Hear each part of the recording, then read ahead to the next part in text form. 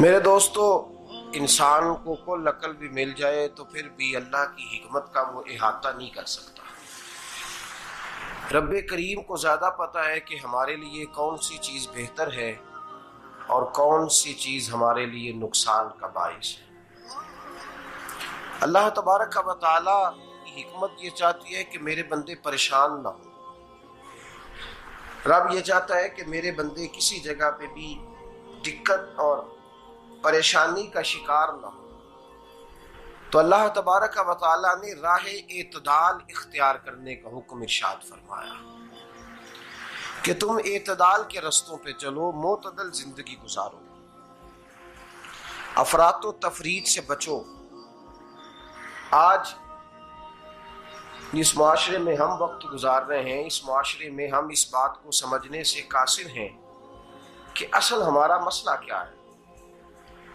हमारा असल जो मसला है उसकी शनाख्त हमें कैसे होगी और हम फिर उस तक रसाई किस अंदाज में हासिल कर पाए। हम हमेशा अपनी आमदन बढ़ाने के चक्कर में रहते हैं। एक काम और शुरू कर लें, पार्ट टाइम जॉब शुरू कर लें, कोई साइड बिजनेस उसका आगाज कर लें।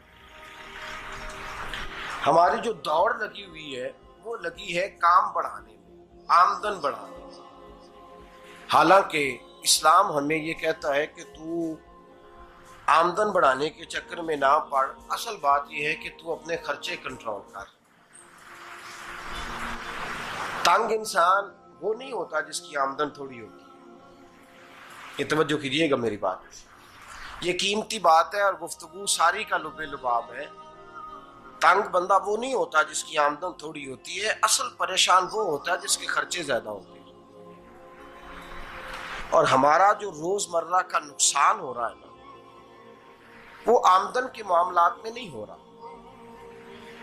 बुनियादी नक्श जो वाक़या हो रहा है वो ये है कि हमारे अखराजात ज्यादा, और वो अखराजात किसी और ने नहीं बढ़ाए। वो खर्चे हमने खुद बढ़ा लिए हैं और अब हमें उसका नुकसान भुगतना पड़ रहा है। और अगर आप सही मानों में टटोलें तो जो बहुत अमीर लोग हैं वो तो उन खर्चों से बच गए। मैंने बहुत सारे ऐसे खत्मात में शिरकत की है। मैं बहुत सारी ऐसी जगहों पे गया हूं कि जहां लोगों ने बड़ा मुख्तसर सा खत्म दिलाया है तो हो गया है खत्म। खत्म के मामले में कब किसी ने पाबंदी लगाई है कि उसमें 200 आदमी शरीक होगा तो तब ये साले सवाब सही हो सकेगा? कौन कहता है? या शादी के मौके पर अगर सारे बहन भाइयों को न बुलाया गया तो मेरी शादी पाया तकमील तक नहीं पहुंचेगी, इसमें बरकत नहीं होगी। ये किसने फतवा दिया है? मोतदल जिंदगी का इस्लाम हुक्म देता है। मैं पढ़ रहा था कि एक बहुत बड़ा सदर है, गालबन सूडान के सदर की बात हो रही थी, तो अपने बेटे की बारात लेके गया तो 4 लोग गए हैं बारात, और 15 लोगों का उसने एहतमाम किया अपने घर में खाना खाने का। तो क्या शादी हो गई कि रुक गई? तो भाई राग अलापना इस बात का कि बड़ी परेशानी है, कोई साइड बिजनेस शुरू किया जाए फलान जगह फलान जगह फलान जगह। तो असल मामला ये है कि पहले एक बंदा कमाता है तो फिर भी घर ही चलता है, फिर बड़ा बेटा साथ शामिल होता है तो फिर भी घर ही चलता है, फिर मंझला बेटा शामिल होता है तो फिर भी घर ही चलता है।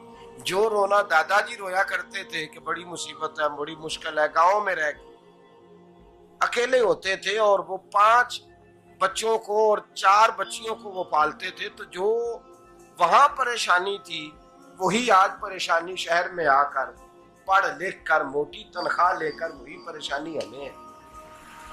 तो मैं जिस नतीजे पे पहुंचा हूं इसको पढ़ के, कुरान मजीद की चंद आयात को देखकर और इस मफहूम की जो हदीसें कुतुब हदीस में पाई जाती हैं और हमारे बुजुर्गों ने हमें जो मिजाज इस हवाले से दिया है, मैं इस नतीजे पे पहुंचा हूं कि मसला आमदन का नहीं, मसला खर्चे का है। हमारे खर्चे बुनियादी तौर पर ज्यादा, और अगर फिर हम ज्यादा बोझ खवातीन पे डालते हैं कि वो मुतालबे ज्यादा करती हैं। और अगर आप मुझसे पूछें तो खवातीन की भी अगर किसी जगह कोई आदत खराब होती है तो उसमें असल किरदार उसका होता है जो वो आदत खराब तो क्यों अपने गले से उतार के आप किसी के गले में बात डालने के चक्कर में है? वो खवातीन की तबीयत नहीं ऐसी है। असल बात यह है कि हमने आदत डाली है, हमने ये मिजाज उनको दिया है तो उनका बना है, न कैसे बन सकता। तो एतदाल जब तक जिंदगी में नहीं होता, पानी प्यास बुझाता है, लेकिन एक गिलास ही हो तो प्यास बुझाता है। बाल्टी को मुंह को लगाएगा तो कपड़े भिगो देगा उसके। हालांकि पानी बुरी चीज का नाम नेमत है ना, बहुत बड़ी अल्लाह की, लेकिन प्याले में ही अच्छा लगता है। कोई मटका मुंह को लगाएगा तो तंग होगा, प्याला ही बेहतर है उसके लिए।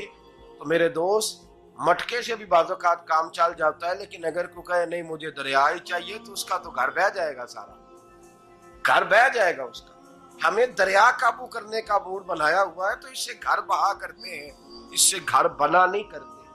घर प्याले से पानी पीने से बनता है। अगर तू दरिया पे कब्जा करने का मूड बनाएगा तो घर बनेगा नहीं, घर बह जाएगा। आग ना हो तो खाना पक नहीं सकता, लेकिन हल्की आंच से खाना पकता है। और अगर आंच तेज कर दी जाए तो जी, करीने क्यास बात कर रहा हूं मैं, अकल से मावरा नहीं कर रहा। करीने क्यास समझाने के लिए मिसालें दे रहा हूं। हल्की आंच पे खाना पक जाता है और आग तेज हो तो खाना जल जाता है। तो खाना उतनी देर ही खाने के काबिल रहता है जब तक वो हल्की आंच पे पकता है। तू जितनी मर्जी तू कहता है नहीं मेरा गुजारे नहीं, आग तेज होनी चाहिए, तो मियां जल जाएगा, जल जाएगा। हवा न मिले तो सांस नहीं आती, ठीक है? ऑक्सीजन ना हो तो सांस है, हवा ना चले तो गुजारा नहीं होता। लेकिन अगर तेज जले ना, अगर तेज जले तो तेज चले तो आंधी और तूफान बन जाए तो छतें गिरा देती है, जाने ले लेती है।